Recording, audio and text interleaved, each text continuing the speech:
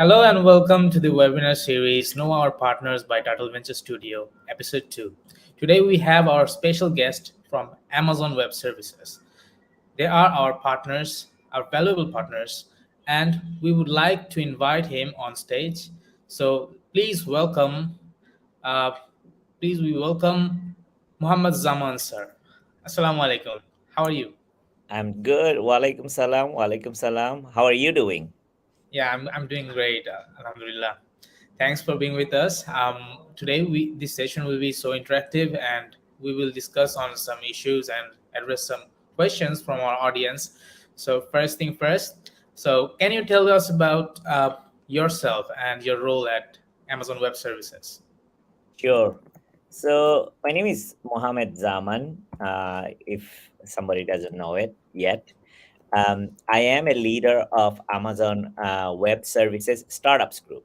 So what it means is, we have a lot of startups. Amazon has, like, I would say 250,000 startup, 250,000 startups. However, in North America, we have approximately 90,000 startups, and I manage a majority portion of those startups who has raised funds and looking for how to be successful. Essentially, a lot of startups or a bunch of different key things they actually face: how to sustain, how to scale, how to be secured. Our majority focus of making sure that a startup is being successful in a digital platform, meaning in Right. Amazon Web Services. When these customers are coming in, making sure it's secure, it's very agile, so that they can iterate, they can innovate, they can disrupt. So I have team of people. They're very, very smart, and what they do is that they guide that startup through. It's not only telling them, "Hey, do this way, do that way," or the customer is asking, I need X, Y, and Z, and they give you X, Y, and Z. It's actually more than that. They encourage the customer to dream bigger, break another barrier. So together, essentially with the customer, not only we tell them how to build it, but also continuously ask them to push the envelope a little further, break one more barrier. Right. So, the second question I would like to ask. Well, we know Amazon for Web Services is a best cloud provider out there. So, how does it become the best in the market? Yeah.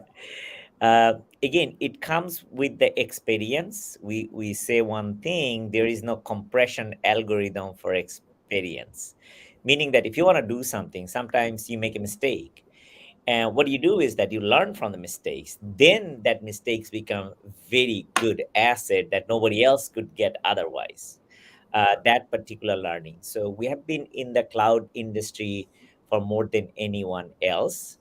At the same time, when we started to work with our customers, we found out differentiated needs. Every customer want to be unique. Every customer want to be the best.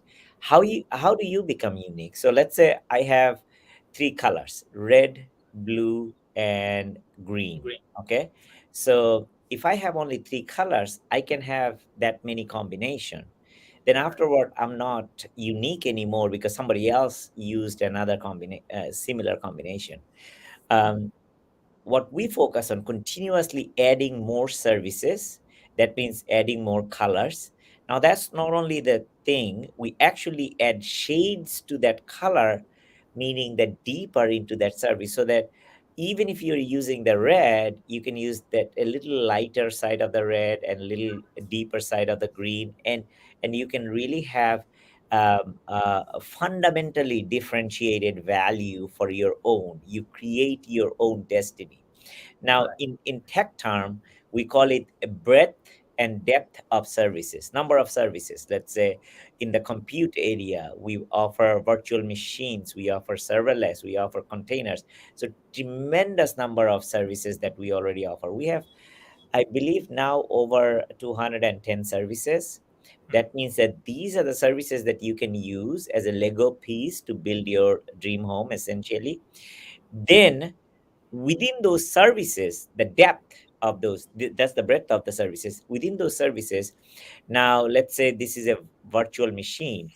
Today, you need to use a virtual machine to host your website for, let's say, 100,000 people. But tomorrow, you need to have this virtual machine can do e-commerce for 1 million people. Right. It's a completely different virtual machine because that CPU, these things are continuously Processing changing, and the power and GPU everything. processing Right. power, memory, and storage continuously changing. So you need a different virtual machine for that one. So in Exactly. an instance, you need to move it out. But day after tomorrow, what you really need is that run some sort of machine learning algorithm that learns about your customer and personalize. So that is a different profile of that virtual machine. So you can go. So we have the like we got virtual machines. That's the red color. Then you got the shades of that red color. Then we have over 300 you can see type of machines and EC2s and VMs. So anytime you want to build something, you have a lot of things. We call it a builder culture, meaning Right. you can have a lot more fun because you have it at your fingertip. Right. Well, personally, I did host my website on EC2 engine on Amazon Web Services. So I faced a difficulty actually navigating through. But what was amazing that someone from Amazon called me and told me there is a lecture series, a tutorial for you, so you can go through and host your site. So when I got to know about how to host, Mhm. that that went so much easier. So the resources Amazon gives to the customers is a lot more easier. So I would suggest maybe we can do a lot better in terms of user experience. So there are ways we can actually make it so simple for customers like non-tech customers. Anyway, so what tech stack do you think is ideal for startup founders? Very good question. Before I go to that question, let me try to actually answer some of the initiatives that we're taking. I do understand, like when you give people a lot of things, it becomes very hard which one to choose. Right. And again, it has chicken and egg because of the fact everybody wants a lot of options, but at the same time, you give them too many options, they don't know how to build, which brick to Right. pick to build a house. So in that case, we have several initiative in terms of training and learning and get to know those things. AWS built bunch of different things. One thing is called a skill builder. That means you can go and build your skill, and it's open for everybody for free now. We have opened it up. It used to be very, very costly because it took a lot of effort and time to build that library, but now it's open for everybody. During pandemic, we opened it up. Now Amazon also committed to have 39 million new builders, meaning that people you can actually get help from. We have groups like Community Builder, AWS Reach, and Impact Accelerator. What they do is that they learn about the things. These are not Amazon employees. They learn about the things and they build startups. They build based on Amazon and they help the community. And more people contribute to the community, it becomes much more richer. We understand that exactly what you're talking about. And the last thing is that we created a significant number of blogs and videos, and these blogs and videos are not very high level. You can have high level because we have something called This Is My Architecture, or TMA video series. So you can learn, okay, how did people do it? Okay, I learned now I have to build it. Now these blogs and some of the videos are very deep in terms of if you want to go. Now if you're a business person, you want to know, can I do that? For Right. that, you have the short videos, the reels, the small blogs and ideas and concepts and such. Then you want to know what's the process of it, because I want to innovate something. What is that process? Amazon actually has particular process. There are a number of books written about Amazon, how Amazon continuously innovates. So we call it a working backward mechanism, just so you know. And there are a Right. bunch of things. You write a PRFAQ, you do a number of things how you can iterate and break the barrier. And the third thing is that now that I know these things, I want to build it. Now the blogs that Amazon has, AWS especially, is fundamentally different. It doesn't give you a concept and idea, it gives you the codes, it gives you the service. Not only that, we call it a cloud formation template. It provides you a click of a button, a script to build that service. So not only you can kind of like learn about it and do it, but also it gives you the prescriptive solution. The last thing that it also provides you something called solution library, so you can go in, and it's not only one service. I need to build a whole e-commerce thing for my mobile platform. So you essentially go in, again, it's a click of a button, but it launches number of services, and you can start customizing. So just to make sure, we did hear that loud and clear, because Amazon was originally for builders and developers with significant experience. Now it's absolutely a tremendous power for anybody who can do something. Right. Now let me answer the question. So this is about, you're talking about startups, is that right? Or what did I miss? What was the What question? should be the ideal stack? What What is the should be the ideal stack you what should be prefer? the ideal stack for startups? Essentially, because of the fact there are too many options, a lot of people, the startups, if I may, do three different things. Number one things is that they have lived experience with something, and they want to make something out of it, meaning they want to create a solution out of whatever they have experienced themselves. And this is the majority of the startup. And now, when you try to do that, because of the fact that there's nothing at least one thing has not been done, meaning this is a new area, you're gonna go somewhere that nobody else had gone yet. So Right. what you need at that time, you need significant iteration. You're gonna go, and then you discover that, oh, I didn't know this thing is gonna be that hard, or I didn't know that it's gonna be water, not mud or something like that. So you kind of like start exploring as you go, meaning that you need a lot of iteration. We call it iterative innovation. Okay, so that's one of the things that people do through their lived experience when they are trying to build something, break a barrier, something has not been done. So that's one type of startup. Then the secondary type of startup is that I already have something, I already know it works in the marketplace, but I wanted to put the things together, making people's life easy.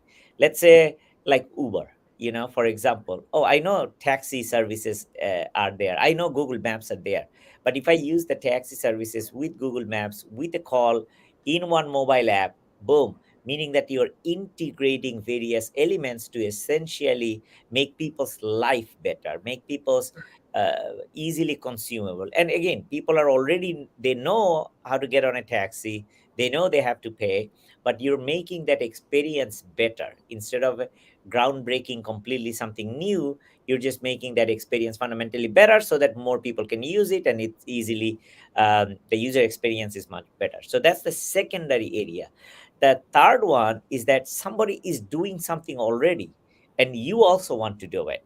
Because the market is so big, you have not covered the whole market, meaning that it's a crowded market, but it's such a big demand for it that you need to do another one, like e-commerce Right. sites.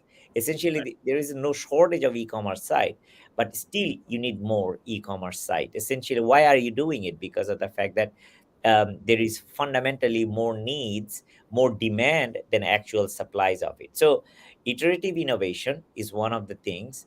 Integration of processes for user experience, and enhance essentially the services to cover more markets, essentially scale your Right. innovation. So one is breaking the barrier, one is improve the process, and another one is scaling. Now let's see, if I want to do three, a lot of time when I talk to startups, they want to do all three of them.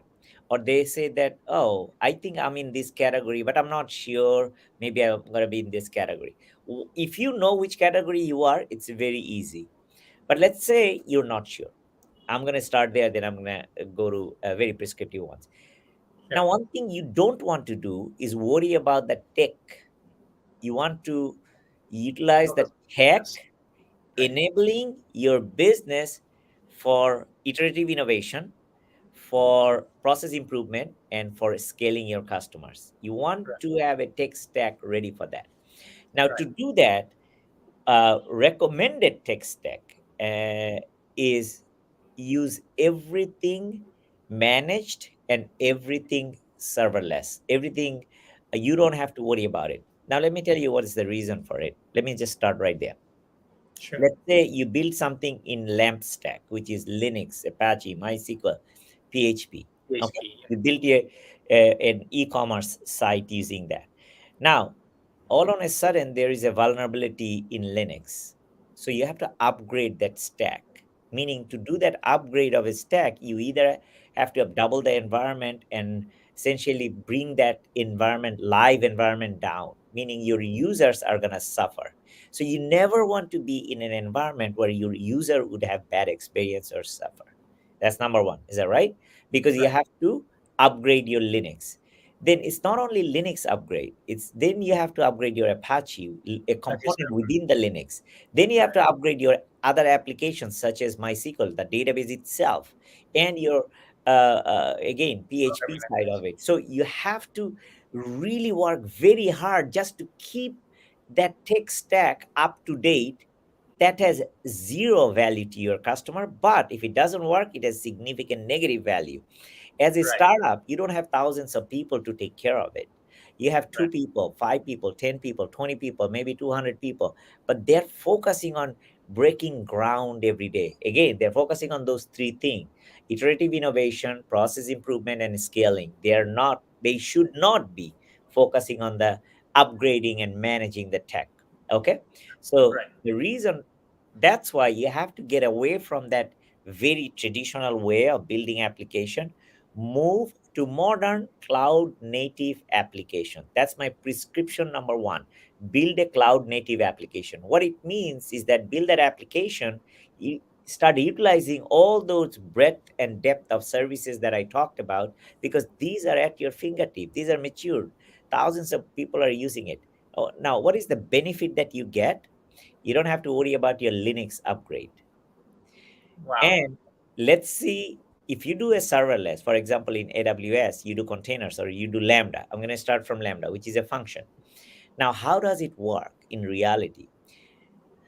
Let's say I came up with an idea and I'm a startup founder. I said that, you know what, this is an e-commerce site. I wish I can have an integration with five different payment system provider in five different countries so that I can instantaneously add five countries. Okay, what do? You wake up in the morning, come to the office, tell them, hey, I wanted to do these things.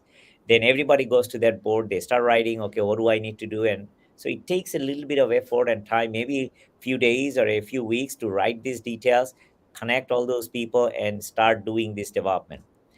Now, what happens in serverless, you come up with that idea and a concept and you just write a something called function, a process, business process, and you only write that one.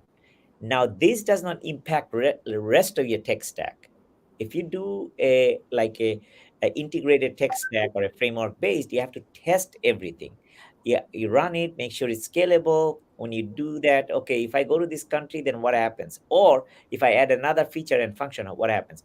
Now, when you use serverless, you thought about that last night. In fact, you can go in and essentially write it up and it's ready to go. So you use microservice as a process, serverless as a function piece of it, the thought process that you did, and just write that. This is independent. We call it loosely coupled. This is independent of the rest of the stack, but this is a feature I just wanted to introduce and see how people react, and you have to see it. You as a startup have to innovate continuously. This is the fundamental difference between you and the big company who are doing the same thing, or they're trying to do the same thing. You're breaking the barrier. This is your lived experience.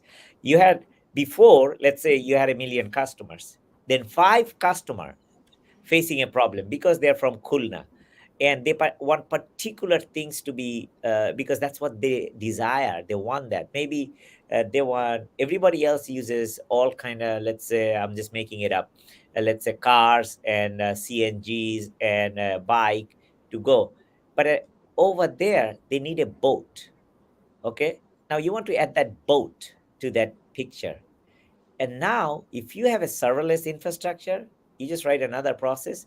Fantastic. I'm going to test it with both. And if it is, then I'm going to scale it out. You don't have to scale out anything because serverless was as a function. You can have millions of those processes. You don't have to upgrade your VM or virtual machine, more memory, more CPU, nothing has to be done. You write one process and you're done. And this Wow. is the headache less managed function as a service type of thing. So tech stack wise, and one more thing, one of the biggest challenge happen in startup, tech debt.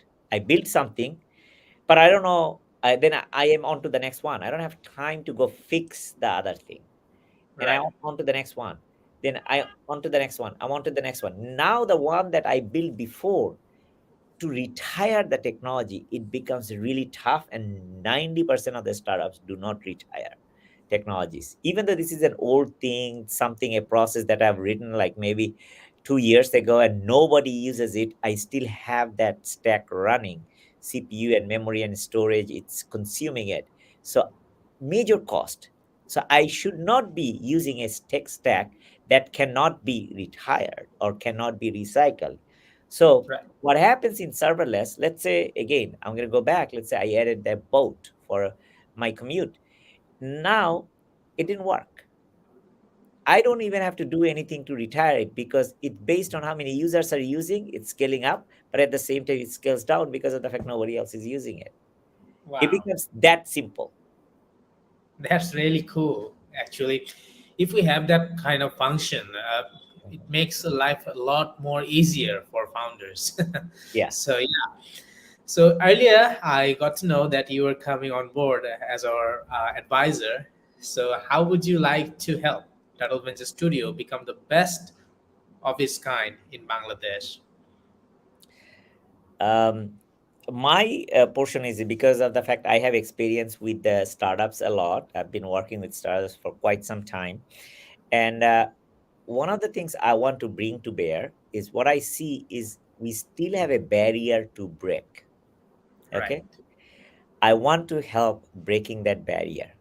Where is that barrier? Let me give you these things. We call it at AWS or Amazon, it's called culture of innovation. A lot of time we build a product or build a service.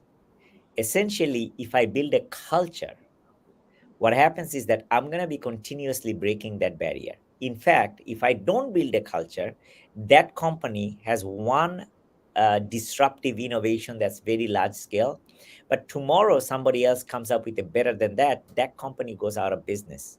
It's kind of like if you think about that, the VCR and the cassette tape and the analog phones, that's what happened. These are massive, large scale innovation, but that companies are going out of business or went out of business because of that. We don't hear about the Fuji film or Kodak color for those kind of stuff, and this Right. has been breaking technologies, groundbreaking technologies. In fact, as you know, if there are 1,000 startups come in, 999 of them um, actually do not exist anymore because of the fact they went out of business or it didn't even launch. Because of the fact it takes a long time, because we are so married to the tech stack. I want to focus on, oh, it's a Linux, okay, let me make it a little better. Oh, this is in my phone, it's not looking that good, but I'm gonna create logo not here but here. And now Right. to do that, I'm spending 2 days. Guess what happened in these 2 days? Somebody else came up with my better than that product, Right. Right. and now I am out of business. In fact, I need to continuously make my user better. Of course, I'm going to focus on that one, but that would not be my primary focus. I make my core function and I have to continuously innovate on it. So the role that I want to play is that show them how this building the culture of innovation in the organization by yourself or your second founder and your first tech engineer and the next group and your HR and your admin and your the person who's going to be bringing your coffee or tea or something, or the whole company has to be operating in a, I would say, in an innovative, disruptive, innovative. I'm going to give you one more example. Every human being has unlimited potential. We have not tapped into it. And Right. this is what I want to do, to teach them. The person who is actually cleaning my house or cleaning the room might be facing a problem or might have a resolution of my problem. That person is a human being, they have unlimited potential. If I would have just took a few moments and spoken to him or her, I could have gotten that idea that take my startup to the next level. Right. At the Absolutely. same time, I could have taken that person's life to a completely elevated level. Now, it doesn't only do me a favor, it does the society a favor, and it does the whole organization a favor. So, Right. tapping into that human potential to build a culture of innovation and break every barrier is the one. Now, the last thing that I would say again, why building culture of innovation is very important because of the fact it has to iterate. A lot of time we don't take failure very easily.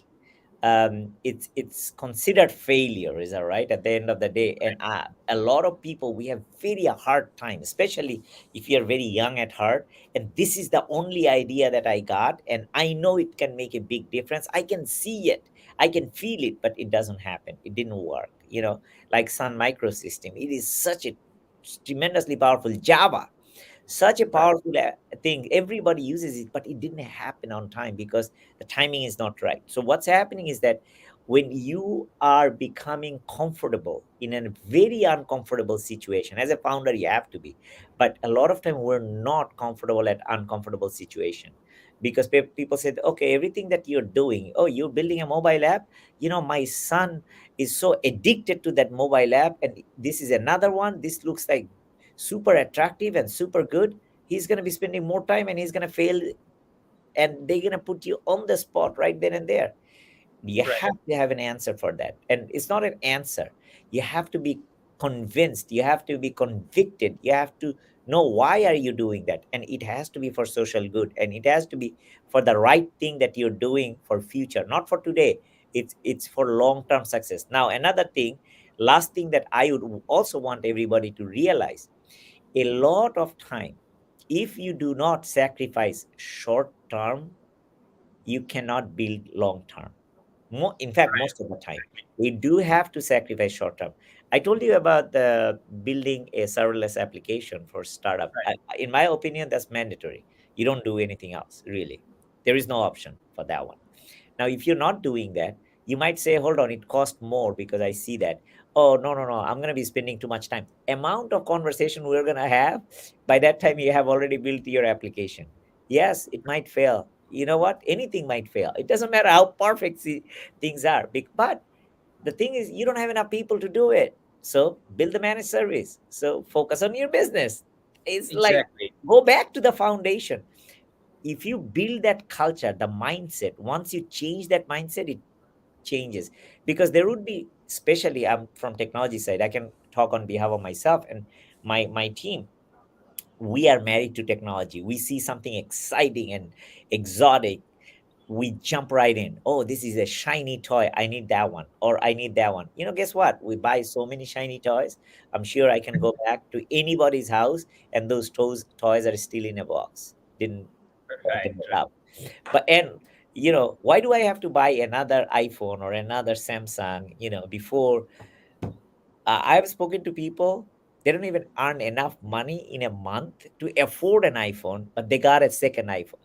They bought Right. the second version. I say, hold on, what are you trying to prove here? He said, no, no, no. Without this iPhone, and this is true, without this iPhone, I mean, I have a status symbol. I take pictures and such, and fantastic. I did ask that person, how many features can you list the things that you can use for iPhone? And because that was a test, somebody told me, because I'm also guilty of that one. What I found out that 90% of the features of the iPhone or the Samsung phone we're not using. We're using for taking selfies, creating a video, making a call, sending a text, and using WhatsApp. Let's say these 10 things I use. I just named five. Maybe let's say five more things. Maybe play a few games. Okay. Fantastic. You're using those 10. This is powerful, more powerful than a computer. In fact, it costs more Right. than a computer to start with. So Right. this absolutely more powerful, and we're not even using it. This is like a really good example of it. Why and how we are addicted to the things that does not give me a long-term strategy or long-term focus, and also it doesn't support my customer. What do they actually want? What do I want?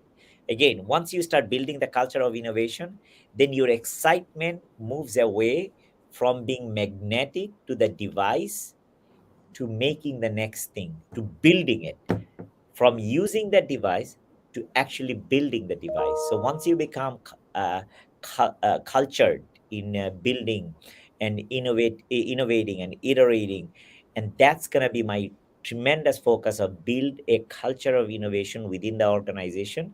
And to support that, I can guide them through how to go, go about getting some funds, getting some, using the right technologies. And sometimes we have very, religious fight about that. No, no, no, this technology, this is going to cost me like $1,000, but if I build it in lamp stack and again Laravel or something, which is great, I'm not saying anything wrong, it's going to cost me like, $100. I said, great, it's going to cost you $100, but that $100 is not bringing you that The iterative value. innovation, that process Right. improvement, and you're scaling things that you want to do as a startup. Now, it would be okay if you have a $1 billion company, one portion of your company, do we call it KLO or keeping lights on type of things.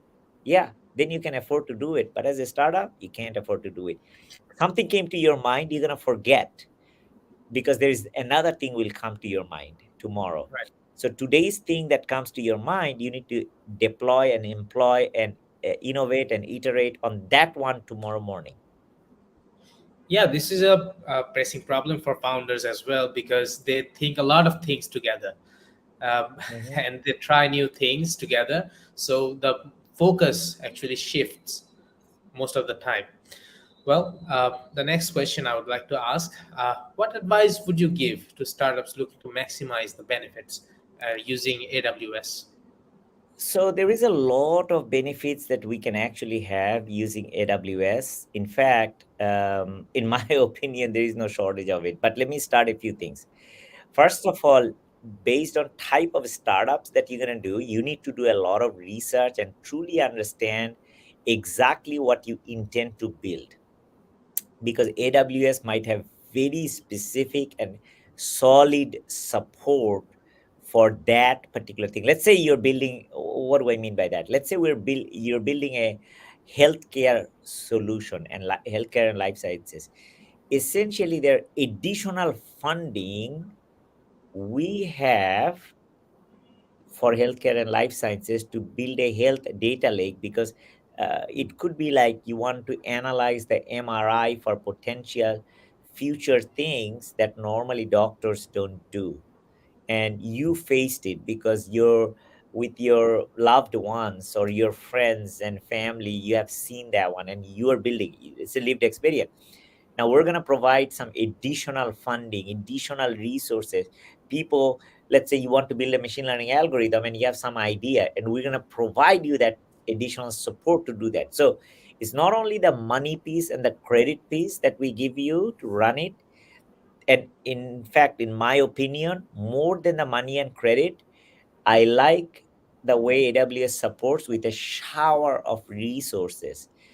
A Right. lot of this generation, we call it the generation AI or whatever you want to call it now, this generation startups, they want to do self-service, they want to learn and do themselves, because otherwise they have to translate their words to other people, and the other people, when you hear back from them, they're not saying the same thing that you already told them. So what they do, they want to do a self-service model. AWS actually provides, this is why AWS is really good for startups and largest community of startups. I believe we have over 40% of the startups. But regardless of that number, the startup mental model is, I want to iterate, I have a lot of ideas. You can do all of these ideas in AWS very quickly, iterate and test. And then if you don't like it, just that's fine. You don't have even have to worry about it. That's out. So the resource wise, if I look at it, the way that we support is we give you some credits. Let's say if you are only a founder, you can get $1,000. You apply for, we call it activate credit, and then you can get up to $5,000 if you build a case.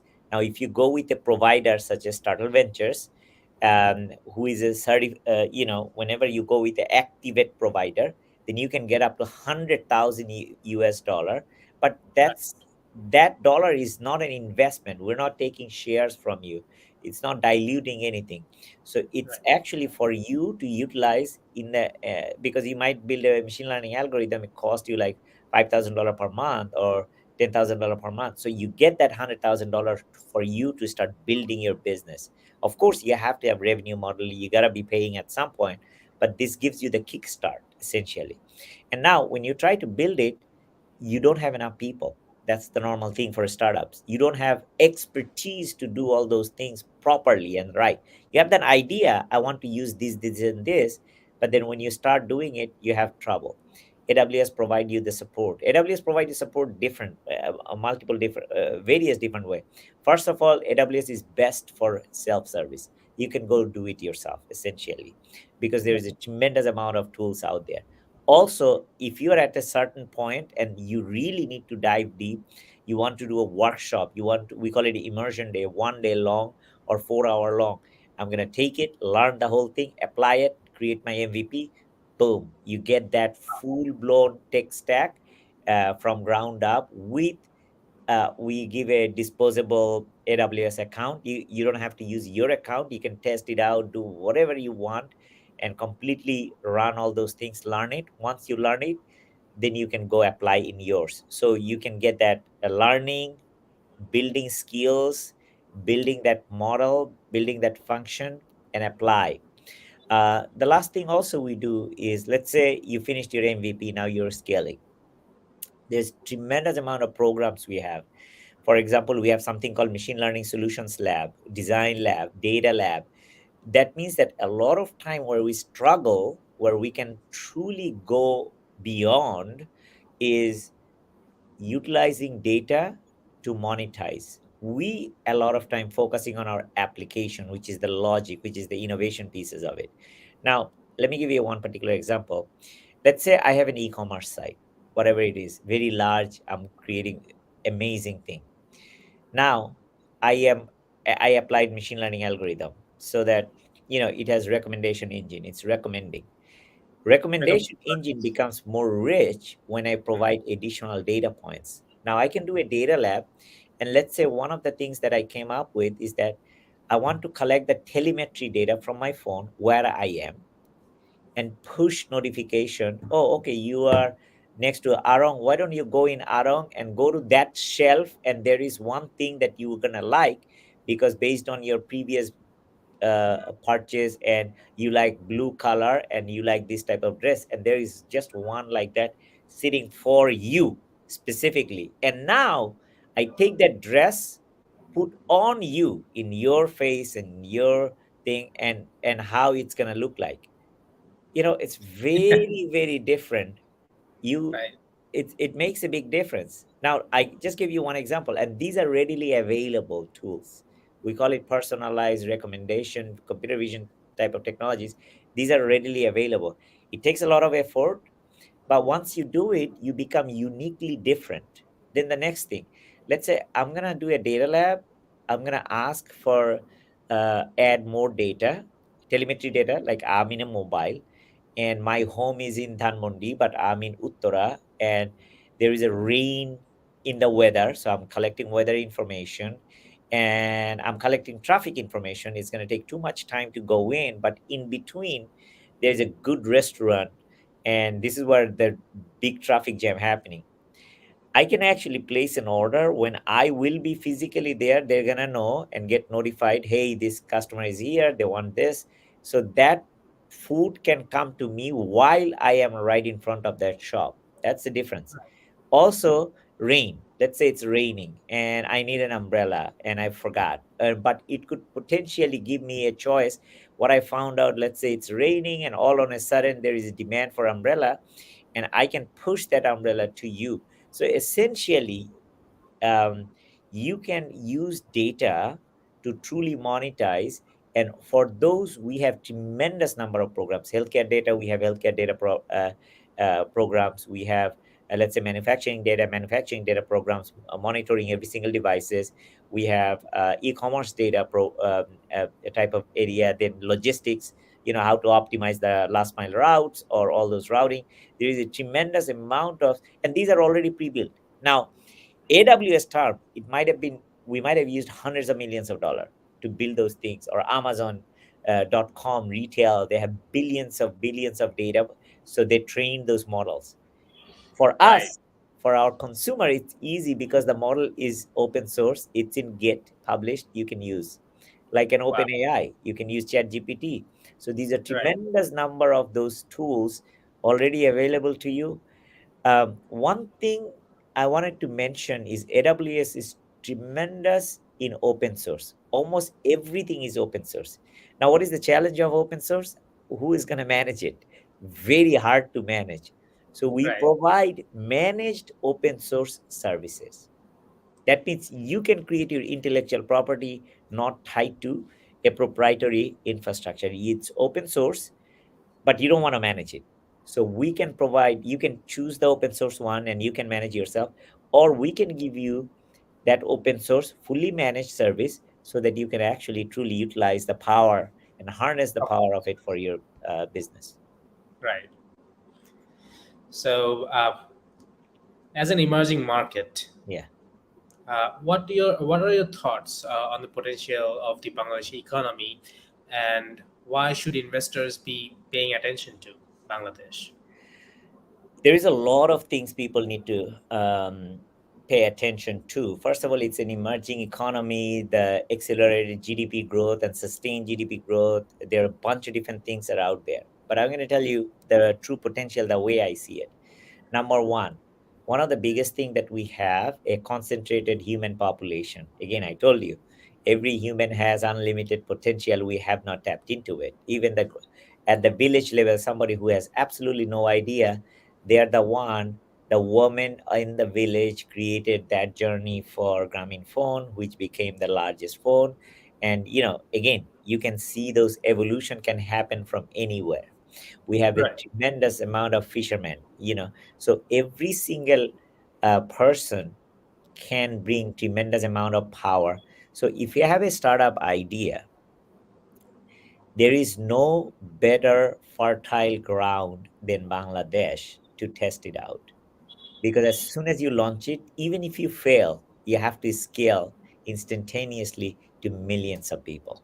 That is not a very easy find. Okay, that's number one. Number two is, if it is important, if it is tech, if it is something people need and want, they will do it. How do I know that? I go to my villages in Bangladesh a few times. I see they know Facebook more than I know. Okay. Anybody thinks Facebook is easy technology? It is not easy Right. technology. I don't even know most of the features. I went to village, I found out the young boy, maybe 8 year old, and selling, betel pan and shupari and those things. He's changing SIM card, paying money, and actually doing stuff in Facebook like there is no tomorrow. So the Wow. potential of our, and this is, I'm not saying unique thing. They all know it. They Right. can do it, no question about that. Now, that those are the powers we have not even started to tap into. So one human being can change the whole world. Now, if I have 180 million human being, they can change a lot of world and multiple times. So that's the real fertile ground for Bangladesh. Now, we have not tapped into it. Now, if I expect everybody to have a PhD, no, we're not going to have that. If I expect to tap into the potential power of them, and I can iterate on those things, because of the fact that it's much easier for me to do that in Bangladesh. It's a small country, small community. I launch something, if it is successful, I'm going to get it. That's number one. So human potential. Second thing is that we thrive, and our drives are based on emotion. We're Right. very emotional Yeah, very country. emotional. Yeah, sometimes we think it's detrimental, but I personally think this is a power that Right. we have No, not tapped into. The power of emotion is intangible. And let's say, if I write something and there is a good emotion to it, like I remember one thing, like Humayun Ahmed had a book, or maybe Bakir Bhai. I was in the US, and all on a Right. sudden, I see a news I forgot it's CNN or one of the world news, is that everybody is at Dhaka University. They're like protesting because they don't want this guy to be hanged. I said, hold on, who's getting hanged? Oh, no, no, no, it's not real. It's in the it's in the drama. I said, hold on, somebody is getting hanged in the drama and potential, and that's why people are protesting. Wow. you know I don't think people can imagine the power of emotion the way we are. In fact, our 1952, our language movement came from emotion. We were Right. successful, and we are super proud about it. 1971, to be honest, this is the shortest journey of any freedom fight, and we did not have the power.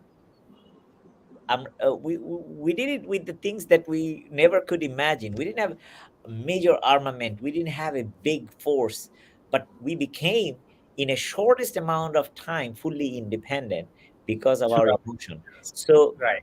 we are not tapping into the power of emotion here at all. So that's another big potential. Then the next thing I see, that the digital education, being digitally savvy, we started to, again, very few countries have done it. We started to deploy and implement at an elementary school level. The Right. kids in Bangladesh, very young age, they started to learn that digital education, and we're pushing forward to it. And I know the outsourcing wise, a lot of people are doing freelancing, traditional stuff like SEO, digital marketing, and such. So we have a digital savvy, not only user base that I talked about, also we have a digital savvy worker base, people who can actually do it. Now, you can say that no, they don't know yet. Of course they don't know, because I have not tapped into that potential yet. I have not shown them yet. Every time we have learned or taught something in Amazon, I've been doing it for quite some time now in the cloud. Once I learn that training, they all get it and they all do it and they become very successful. We have over 1,500 people trained in 1 year. It's not that easy. It doesn't happen in every country. So once Right. we start something, they like it. Wow, we can do it. In fact, when I was trying to, I'll give you a quick story. When I was trying to teach people like serverless, they said that no, no, no, this is not going to work in this country. I said, okay, let's try it out. Why don't we? Let's say it's not going to work, but this is a new thing, so Right. not everybody is using it, because the Right. other people are using traditional software building. So why don't we start learning it? Once they learn it, I said that no, no, no, I don't believe that it's gonna. Oh, one more thing I forgot to tell you.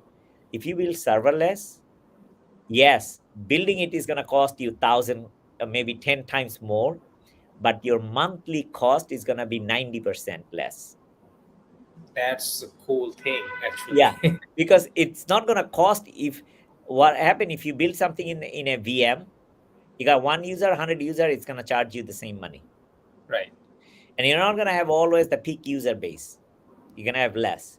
And when you have more than, and let's say you can use it for 100, now you need to grow to another 100, you got to add another VM or grow that VM, manual Right. task, Right. or auto scale, meaning that you're going to continuously keep adding things. Here you don't have to do anything, you don't even have to worry about that. So if I got 101 user, like 1 million, first million process is free. That means you can potentially run your business like hundreds of millions of users per month, free. Yeah, automatically, essentially for free for processing. Compute power is the costliest power. That is free for you, essentially, for a startup if you build it serverless. Now, if you are not building in serverless, you facing all these kind of problem. For Bangladesh, in my opinion, this is imperative to build in serverless, because today I run an e-commerce, let's say, campaign, or there is some sort of disruptive like COVID type of things happen, or some good things happen, or Boimela, for example, happened. Right. So there is event happening. We're event driven, is that right? So I need a Right. very peak performance. All on a sudden, I might need 25 VMs to run those workload, but Right. normally I need two. Then I have to really focus on building those 25 VMs. How am I going to pay for it? Serverless, it's going to go up and it's going to go down automatically. You don't have to worry about it. 1 million process cost you 20 cents in the in if you pay for it. First million is free, second million 20 cents. Now, Wow. then Nice. I'll tell you another thing. You build in Bangladesh, you test it out, now you're going to deploy globally. The way AWS does it, let's say you deploy globally, meaning that you have to create the support mechanism to support it. Let's say you deployed it, fantastic work. Now I have to build the calling system. So I need to have a local phone number, let's say in London and in Amsterdam and in New York and in Australia, because I want to serve these countries. AWS has something called Amazon Connect. You can deploy essentially in 30 minutes or maybe 5 minutes, as long as it takes you to click and create the call flow. You have a call center, you're done. Wow. And you're not paying for those setup and everything, you're only paying for actual usage. If people call, then you pay. If people don't call, you're not paying, Wow. essentially. That's So crazy. this is kind of like the way the startup, the reason that it is good in Bangladesh, because we are supporting globally a lot of things we do, different countries and all those things. Now I want to scale globally, then I set it up, I have the people at the back end in Bangladesh. I can expand my business globally in a you know click, Yeah. essentially in a few clicks. Now, when you are doing that, what you're doing, you proving the power of human potential, power of your emotion. Because let's say non-resident Bangladeshis, which is, we're estimated that over a 10 million Bangladeshis across the world. We have like in 16 December, 21 February, whatever it is, we are much more emotionally vested in those things. What's Right. happening? Normally we don't have time for it, but I want to celebrate. I have a few minutes, but I want to celebrate. I want to go all out. Maybe Right. I have a something in Bangla that I want to do, and okay, if I push it out globally only for non-resident Bangladeshis, and maybe there is only one person in Portugal, I want to create that, support that person. I go through Amazon Connect. I can actually support that person in Portuguese. Now, the way it works is that you can write a quick Python script. You're going to be speaking in Bengali. It will translate in Portuguese. That person will listen in Portuguese. They will say in Portuguese, it's going to be converted back to you in Bengali. So these are the Wow. things are fundamentally available, and you can do it. And the potential in Bangladesh is tremendous. It's just the beginning, not even the beginning of it. We're just crawling towards that. Oh my God. That's really amazing to know. So yeah, I'm really amazed to know that this is possible right now. My God.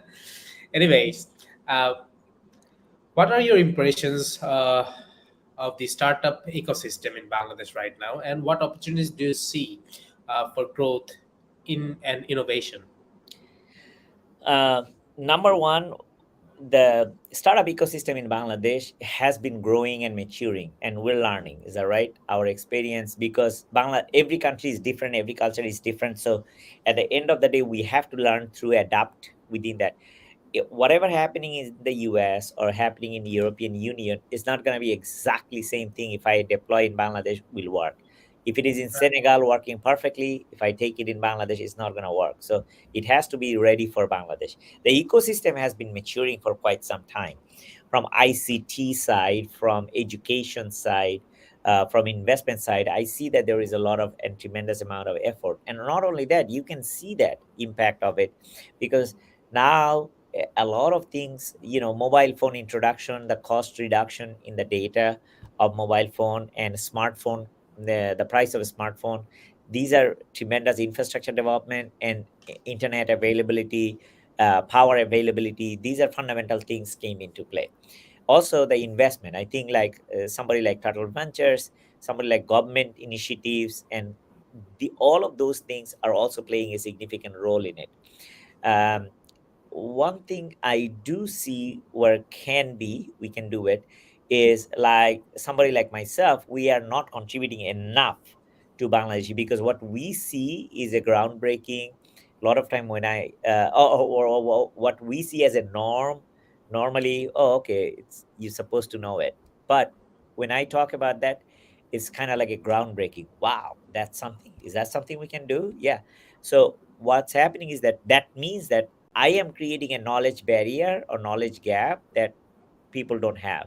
So this is where the bridge to making a global type of a startup environment, I think that's what we need right now. We have built and we're maturing towards a startup within Bangladesh. Now I think Right. that we can elevate that, making it a global startup ecosystem, and that's the challenge that I see. Once it becomes global, you know, the potential is unlimited and infinite, because of the fact that everything that we do in Bangladesh, in modification, it can be done anywhere, and we have not just again done it yet. Right, absolutely. So we are solving actually fundamental problems. We have a lot of fundamental problems in our country. Actually, not problem. Those are the possibilities that we can. Opportunities, yeah. That those are the opportunities that we can uh, cater.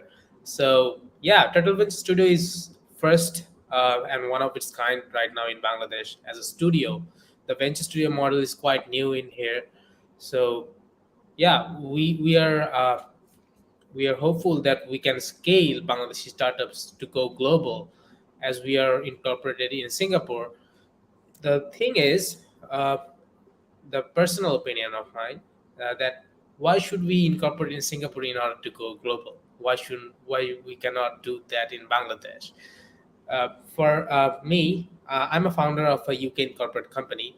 To conduct my print on demand business, I had to incorporate in UK. So what is concerning that I'm a founder from Bangladesh. If I can incorporate my business in Bangladesh and do business globally, that would be a game-changing thing. So that's that is the issue that I'm addressing right now as a founder. So this is something we should work on, right?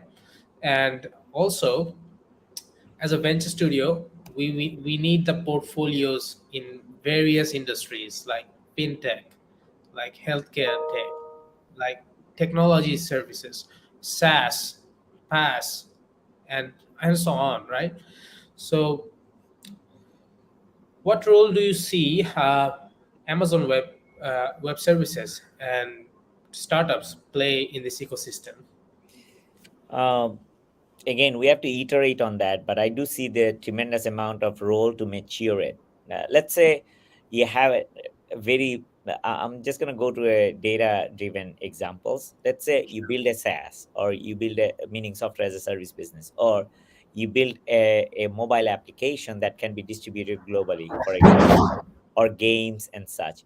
So what we can do, we can publish in Amazon Marketplace. Instantaneously, you're gonna have 2.5 million customer access.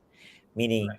again, like you publish in Google Play Store and you publish in iTunes, but those are for mobile apps. And if you publish in Amazon Marketplace, that is for your B2B usage, essentially. So there's a massive amount of B2B market which AWS provides. Now, when you publish it, what happens is that you go through a rigorous process. That particular process essentially gives you maturity of that application. So essentially, what we're talking about, tightly knit environment where we can take our ecosystem to further maturity with AWS. Right. So, for startups in Bangladesh who are interested in working with AWS, what steps should they take to ensure they are getting the most out of the program? So a few things they need to do. First of all, they need an active web provider such as, Turtle Venture Studio. That's number one. And number two is that just start iterating, start testing. I would say that we're gonna do a number of startup, how to build a startup, how to take your idea to MVP, this type of a few webinars. Sure. Actually start doing it, and that's it. As simple as that. Try it out. Right. So, finally, is there anything else you would like to share with our audience, and any closing remarks you'd like to make? I think that sometimes it becomes a little bit too radical and being uncomfortable and going to that uncomfortable zone. Just take that leap, see what happens, because this is the chance for you to do it. Potential is infinite. So again, if it works, fantastic. If not, you learn something and try the next one. Right. Failure is a part of success, and failure is inevitable, by the way. So thank you so much, Mohammad Zaman sir. We are very much pleasure to have you. We are really we are really actually thankful to you and very grateful to have you with us today. Thanks a lot. You're most welcome. Thank you. Thank you so much. We may launch some more webinars on thought provoking things. I hope so. I'm looking Yeah, forward to it. And thanks sure. all the audience, and thanks Turtle Venture Studios, and thanks Saad for running this show. Thank you. Thank you so much. Have a good day. You too.